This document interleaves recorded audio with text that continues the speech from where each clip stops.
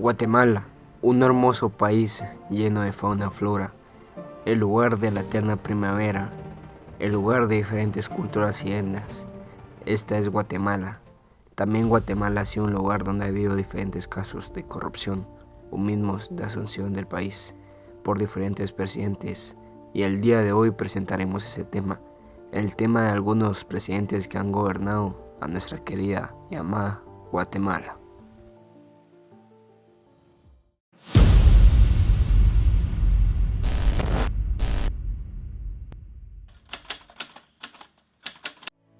El primer presidente que hablaremos el día de hoy es sobre Óscar Mendoza Asturias, el cual estuvo al mandato durante el periodo de 1963 a 1966.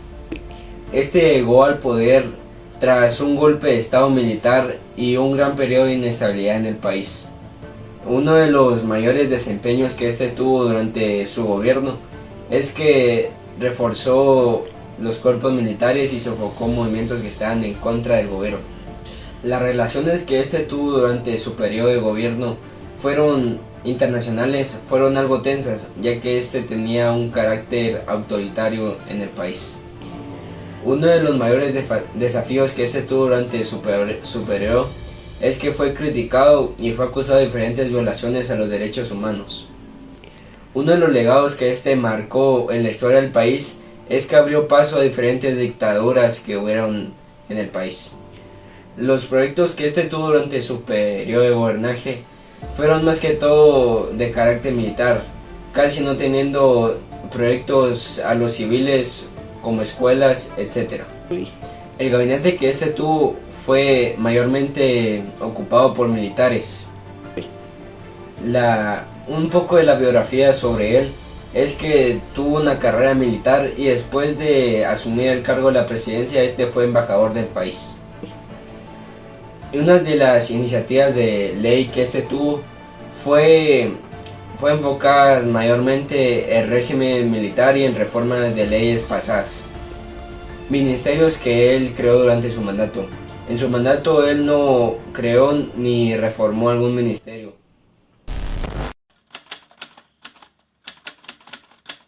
Como segundo presidente que presentaremos el día de hoy es Guillermo Flores Avendaño, el cual estuvo al mandato durante el periodo de 1957 a 1958, y este en sí fue un presidente interno.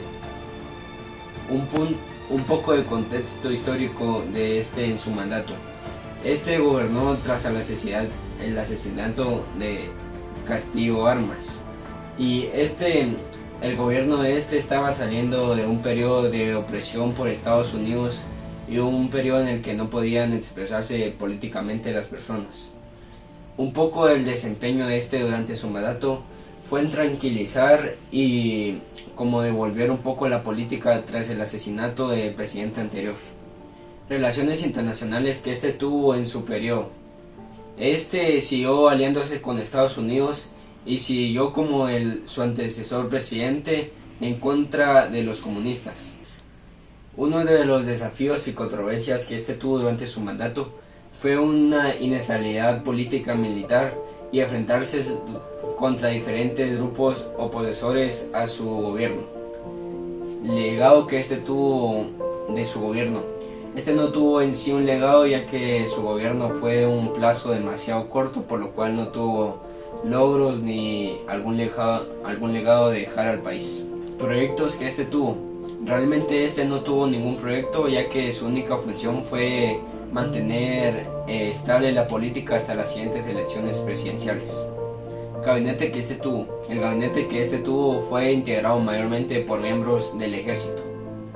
Un poco de biografía es que este fue un exmilitar el cual ocupó el cargo de presidente interno tras la muerte de Castillo Armas.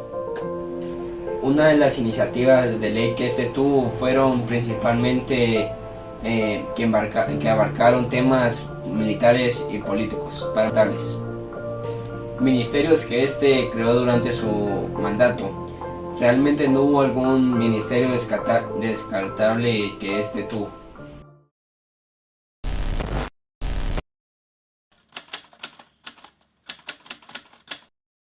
Hoy vengo a hablar de Enrique Peralta Azurdia.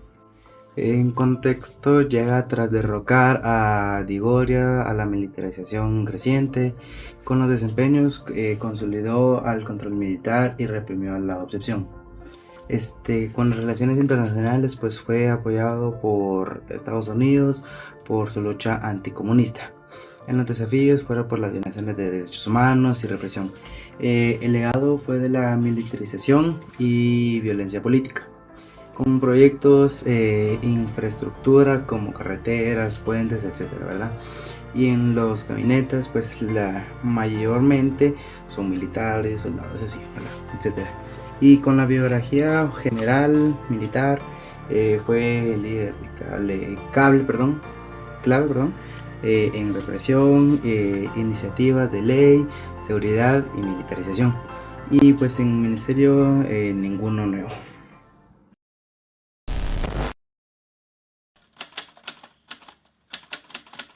Julio César Méndez Montenegro. Para ponerlos en un poco de contexto, fue el primer presidente civil tras años de gobierno militares. Fue en los desempeños que intentó en reformas políticas limitadas por el control militar,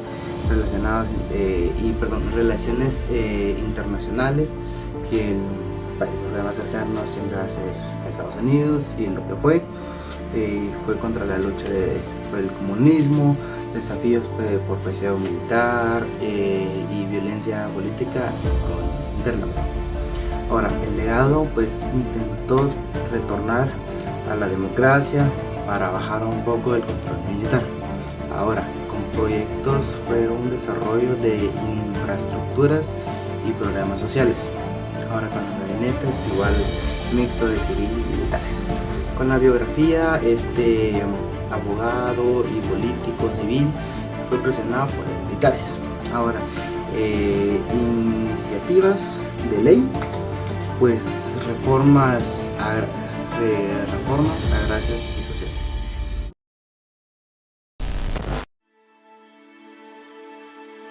Esperamos que les haya gustado este video que hemos grabado con gran dedicación, con gran orgullo y con gran amor para nuestra nación, nuestra querida Guatemala.